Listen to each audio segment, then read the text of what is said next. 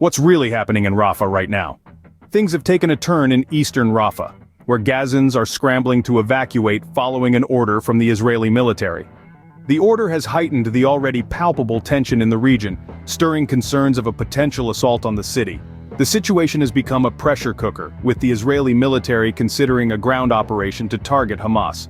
The conflict has created a massive wave of displacement, with over 1 million Palestinians seeking refuge in Rafah. This massive influx of people has only added more fuel to the fire, escalating tensions in the region. The ongoing ceasefire negotiations have hit a wall. Hamas has demanded an end to the conflict, a request that has been flatly rejected by Israel. The standstill in talks has left many on edge, unsure of what the future holds. But the real blow came with the attack on the Kerem Shalom border crossing. The crossing is a crucial lifeline, facilitating the movement of humanitarian aid. The attack has now raised serious concerns about the access to much-needed aid for those who are caught in the crossfire of this escalating conflict. The Israeli military's aim is clear: to dismantle Hamas. But the approach has drawn criticism. The evacuation order in particular has faced flack for its lack of provision for safe spaces for civilians. In the midst of this, Israeli airstrikes continue to wreak havoc on the region, with casualties being reported. In the face of all this, the United Nations has issued a warning against a ground invasion of Rafah, citing the dire humanitarian situation in Gaza. But will this warning be heeded? Only time will tell. With the attack on the Kerem Shalom border crossing, the situation is becoming increasingly dire. As the world watches, the people of Rafah are left grappling with an uncertain future. But what does this escalating conflict mean for the people of Rafah? Let's delve into the humanitarian crisis that's currently unfolding. Over 1 million Palestinians, men, women and children, have sought refuge in Rafah, fleeing the escalating violence.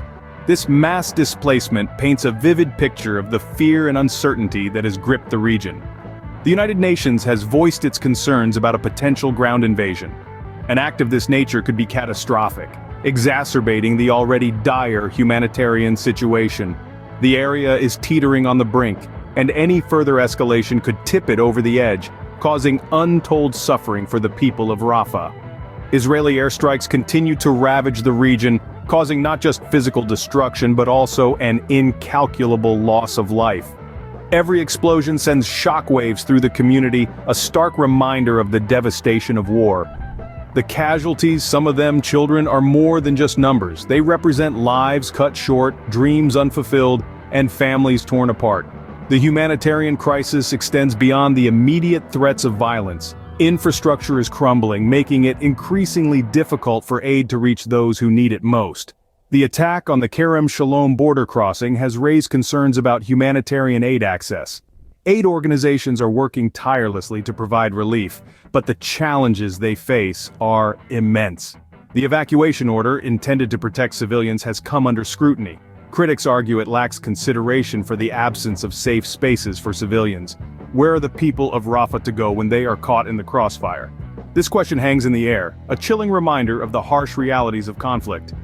The world watches as the situation unfolds.